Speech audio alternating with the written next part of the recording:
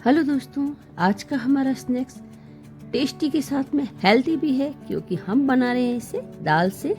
अब दाल से बनेगा तो ये फ्लफी भी होगा और हेल्दी भी होगा। कुछ थोड़े बहुत इंग्रेडिएंट इसमें मिलाने हैं और हमारा झटपट से स्नैक्स बन के तैयार हो जाएगा।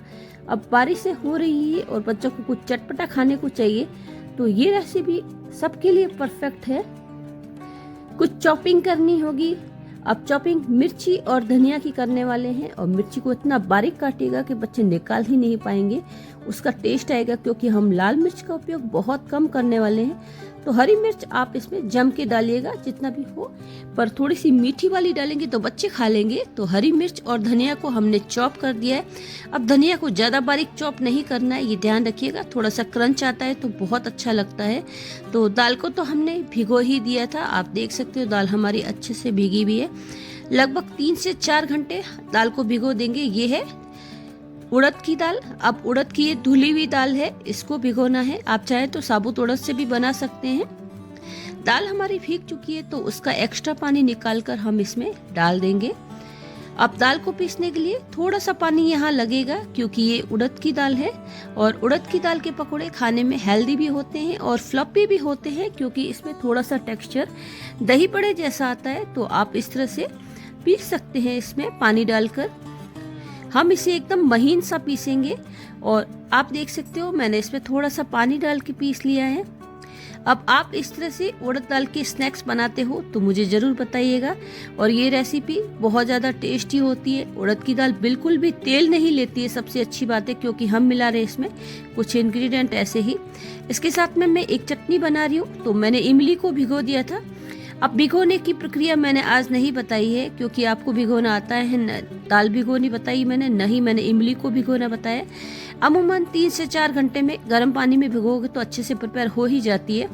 तो इस तरह से मैं इसको छान लूंगी। अब छानने के लिए मैंने भी स्ट्रेनर का प्रयोग किया है, छलनी का प्रयोग नहीं किया है। छलनी से उसमें रेशे फंस जाते हैं, फिर छलनी को साफ करना भी एक बहुत बड़ा झंझट है। अब इस तरह से हाथ से मसल के इसका निकाल लेंगे। अब ये जो गूदा है इसमें भी थोड़ा सा पानी डाल के आप और छान सकते हैं। अब ये इमली की चटनी तो प्रिपेयर करके बहुत दिन तक रखी जा सकती है। मैं यहाँ मिला रही हूँ ये गुड़ की खांड। मैं अमूमन गुड़ की खांड का प्रयोग करती हूँ। अब बारिश का मौसम है तो गुड़ तो सील जाता है, पर ये खांड आपकी बिल्कुल भी सीलेगी नहीं। तो 4 चम्मच मैंने यहाँ पे देसी खांड डाल दी है। अच्छे से इसको मिक्स कर देंगे। अब इसमें थोड़े बहुत लम्स हो जाते हैं क्योंकि अभी मौसम थोड़ा सा नमी वाला है। आप देख सकते हो इसका कलर कितना प्यारा है। अब मैं यहाँ पे कुछ मसाले डाल रही हूँ। तो आधा चम्मच मिर्च के साथ में मैंने 1/4 टीस्पून हल्दी डाली है। आधा चम्मच मैंने यहाँ स्वाद के अकॉर्डिंग नमक डाला है। और चटनी हो और उसमें जीरा ना हो ये तो फिर मज़ा भी नहीं आएगा। थोड़ा सा मैंने यहाँ पे चाट मसाला भी डाल दिया है। अब भुने हुए जीरे के साथ हम इसे कंप्लीट करेंगे। अब इसे आप मिक्स करके सिर्फ चढ़ा दीजिए, ना हमें इसे छौंकना है ना ही हमें इसे ज़्यादा पकाना है। चटनी तो हमारी झटपट से बन के तैयार हो जाएगी। पर एक इंग्रेडिएंट मैं यहाँ पे और डालूंगी, वो इस चटनी को एकदम बेस दे देगा। ये है हमारा इतना सा आटा। अब लगभग 1 से 1.5 चम्मच आटा डालिए इसमें और थोड़ा सा काला नमक।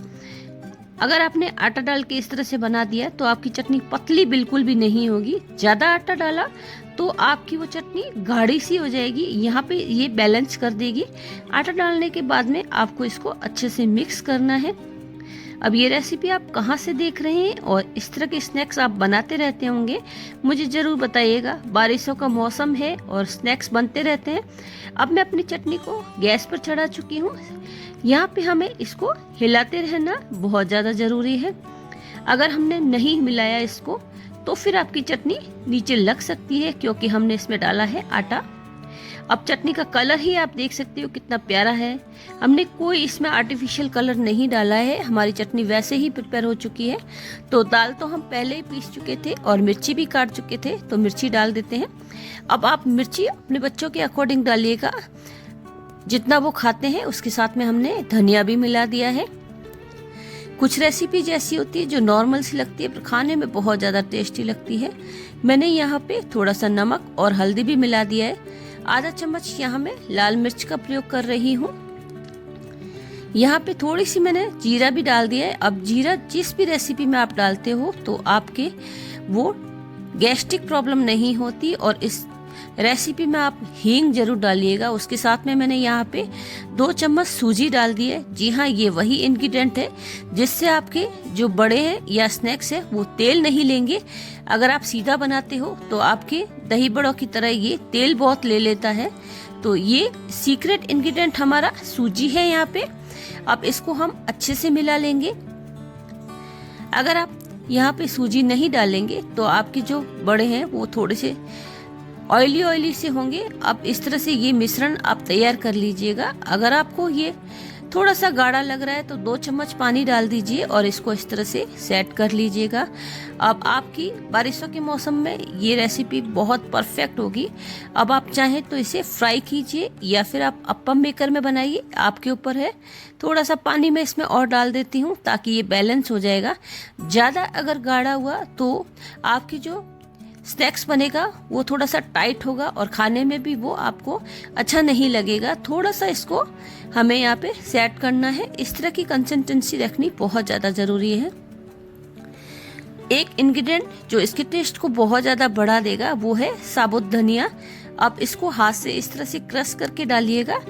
इसका जो मुंह में क्रंच आता है वो बहुत ही ज़्यादा अच्छा लगता है। और अमूमन हमारे यहाँ बारिशों के मौसम में और सर्दी में ये स्नैक्स बनता ही है हर घर में, तो आप इसे बना सकते हैं। इसे बनाने के लिए आप एक बाउल में पानी लीजिए और इस तरह से हाथ से उठाइए। और अब आप इसे हाथ से जैसा शेप देना चाहें वैसे दे सकते हैं। तो इस तरह से गर्मा गर्म तेल में हम इसे फ्राई करते जाएंगे। अब इस स्नैक्स को तो हम डीप फ्राई ही करेंगे। आप देख सकते हो छोटे छोटे राउंड जैसे बनाए हैं मैंने। अब आप चाहें तो इसे गोल भी बना सकते हैं, आप चाहें तो इसे फ्लैट भी कर सकते हैं। हमारे यहाँ पे इसे हाथ की दाल के बड़े कहा जाता है। आपके यहाँ पे इसे किस तरह से बनाया जाता है ये मुझे ज़रूर बताइएगा।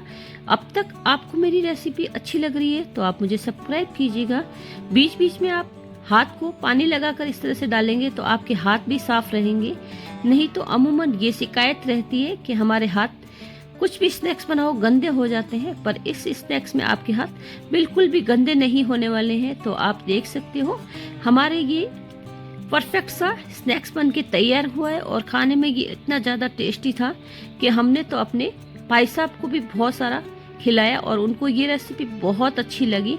अब अचानक से बारिश के मौसम में आपके घर वालों को ये स्नैक्स मिल जाएगा तो कितना मज़ा आएगा। अब आप देख सकते हो ये फूल के तैयार हो गया था। हमने प्लेन डाले थे और ये इतने अच्छे से फ्लफी से फूल के तैयार हो जाते हैं और खाने में ये उतने ही ज़्यादा टेस्टी भी लगते हैं। अब हम इस तरह से इसको पेपर नैपकिन में निकाल लेंगे ताकि इसका एक्स्ट्रा ऑयल निकल जाएगा। अब इस तरह से आपको ये भी नहीं लगेगा कि इतना सारा ऑयल हमारे मुंह में जाएगा। ये बिल्कुल भी यहाँ पे ऑयल नहीं रहेगा और सारा ऑयल इस पे रिलीज हो जाएगा जो हल्का फुल्का होता है। वैसे ये स्नैक्स ऑयल नहीं लेता है, मैं आपको बता चुकी हूँ। आप इस तरह से बड़े बड़े भी बना सकते हैं और आप चाहें तो हाथ से इस तरह से छोटी छोटी पकौड़ियों की तरह तल सकते हैं। और यकीन मानिए अगर ये स्नैक्स आपने बच भी गया तो अगले दिन आप इसकी सब्जी बनाकर खा सकते हैं। अगर आप कहेंगे तो मैं इस सब्जी की रेसिपी भी लेकर आऊँगी। बहुत ही ज़्यादा खाने में टेस्टी लगती है। और हमारे यहाँ पे जब ये स्नैक्स बच जाता है तो उसको छलनी में छोड़ देते हैं। अगले दिन वो हल्का सा हार्ड हो जाता है, उसकी हम सब्जी बनाते हैं, पकौड़ियों की सब्जी। तो राजस्थान में पकौड़ियों की सब्जी बहुत खाई जाती है। यहाँ पे इंस्टेंट भी बनती है और आप इस तरह से सुखा के भी बना सकते हैं। कई बार हमारे यहाँ पे जीमण होता है तो जीमण की जो बची हुई पकौड़ियाँ होती है उससे ये सब्जी बनाई जाती है। अब आप देख सकते हो कितना सॉफ्ट सा है हमारा और इसके अंदर का टेक्सचर भी देख सकते हो। बहुत ही टेस्टी सा स्नैक्स बन के तैयार हो गया था। अब आप सोच रहे होंगे ये जीमण क्या होता है। जीमण हमारे यहाँ पे एक आप जैसे पार्टी करते हो कुछ उसी तरह से एक लोकल कम्युनिटी के खाने को कहा जाता है। अब इस तरह से छोटे छोटे स्नैक्स भी हमारे बन चुके हैं। आप देख सकते हो कितना प्यारा सा होगा। बच्चों के लिए छोटे छोटे स्नैक्स बना के दे सकते हो और बड़ों के लिए आप हाथ में दाल के बड़ों की तरह बना सकते हो। तो ये स्नैक्स खाने में चटनी के साथ में बहुत अच्छा लगेगा। यकीन मानिए, इमली की चटनी होगी और ये स्नैक्स होगा तो आपका तो दिन बन जाने ही वाला है।